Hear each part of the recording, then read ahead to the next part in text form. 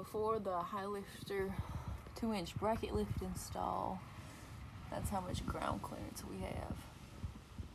It's about 13 and a half, 13 and 3/4 at the rear. In the front before the lift, we have about 12 inches of ground clearance.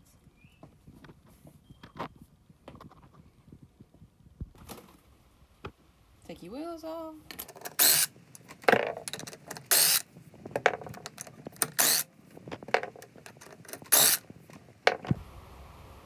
The next thing is to remove the top bolt on the shock, and it's both the nut and the bolt's 14 millimeters.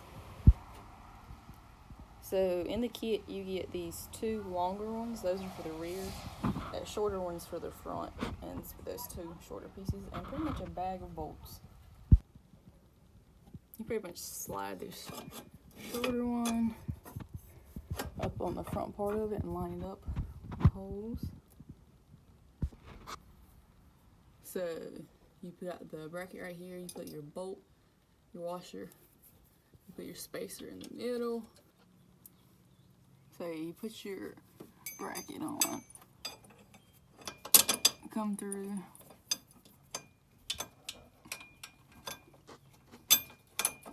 put your spacer on, and then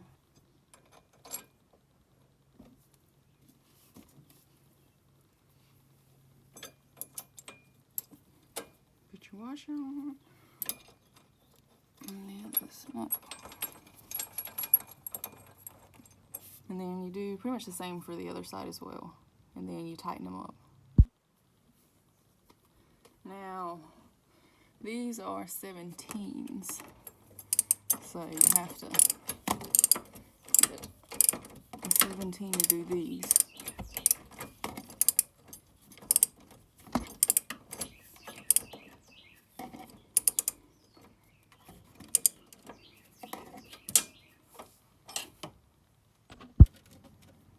So you put your bolt in, and then you can put your washer on the tip of your bolt, push your shock down.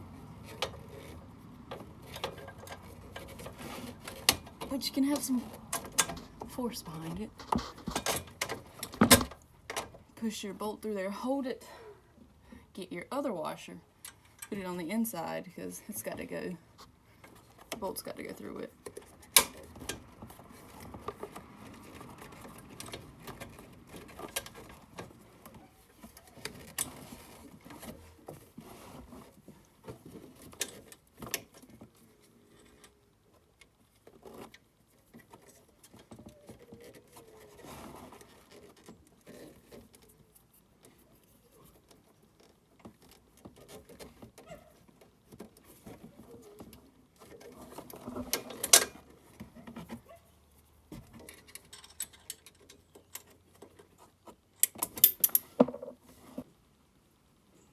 So to hold the washer in place, I have to end up using a flathead to hold it up as I push it through on the other end.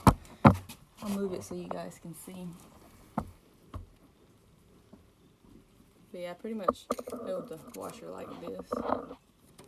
If I can get it to focus. I held the washer like that as I push the bolt through like that.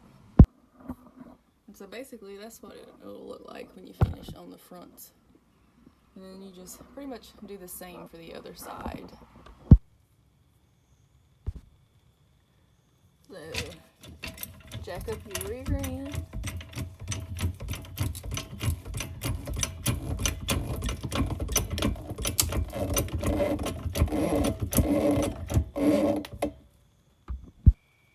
So again, on the rear, all you have to do is take off the shock mount, which is, fortunately on the rear, it's a whole lot easier to get to both of them as compared to the front where it's a little difficult. So let's get to work. And the rears are 14, just like the front as well.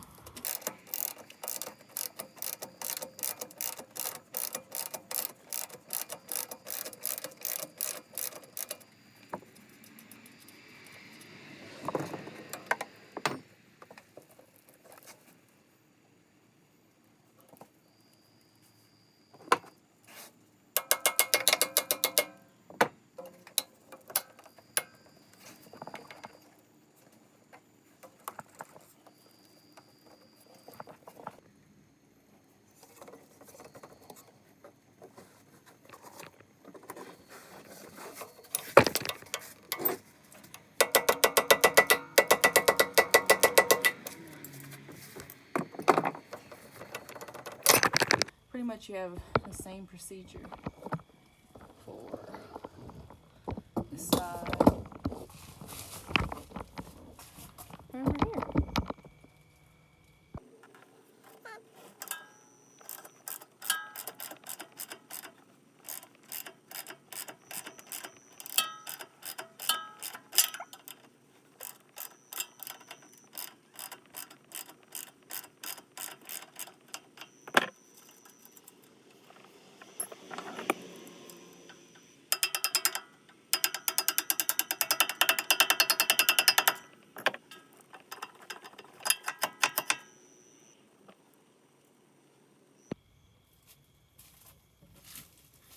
So for the rear, we got the two long brackets, and we need to insert one at the back like so, and it'll line up.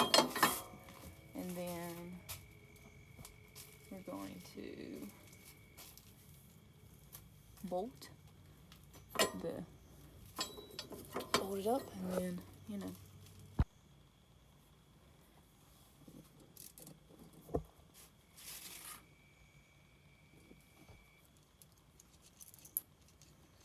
So same as the front, we're gonna have a bolt, a washer, another washer, and then the nut. And so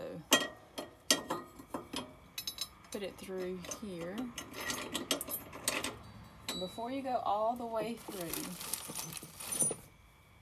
there is a spacer that you need to put in the middle. This is a spacer. So you put the spacer right there, bolt all the way through, and then you get your front rear bracket, take it across there, put it in,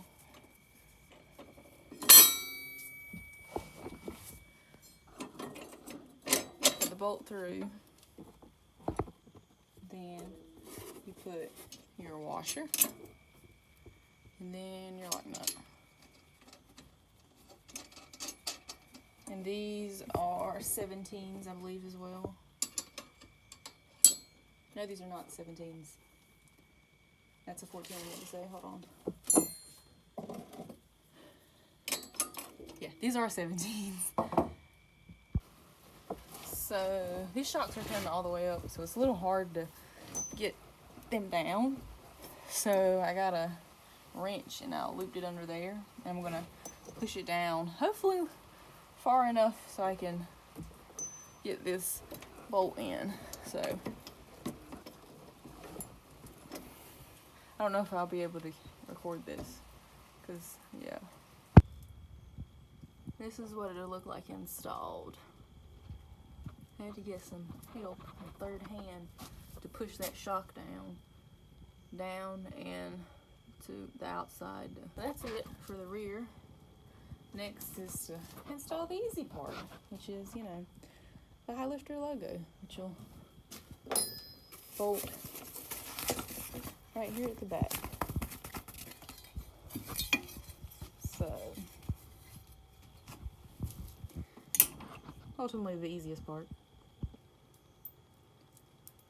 For the rear, it's just this bolt and the washer and nut.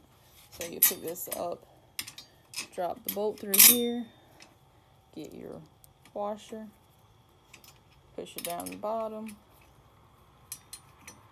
and then you get your nut, and screw it on, and basically just tighten it.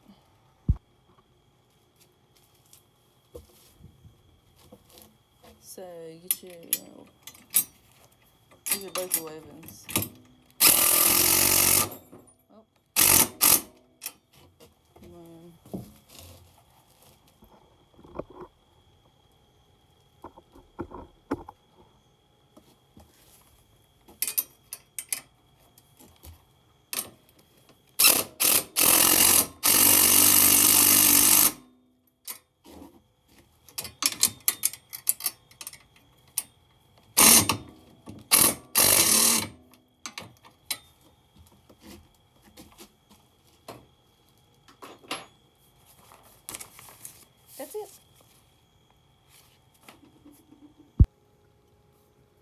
So after the bracket lift install in the rear, we're at 15.5 inches of ground clearance.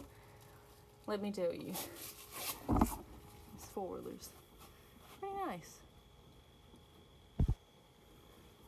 It's got tons of ground clearance.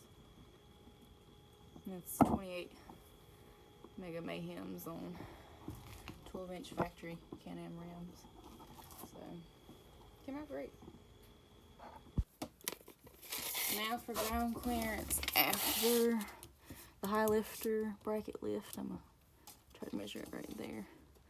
I have about like 13.5 or so.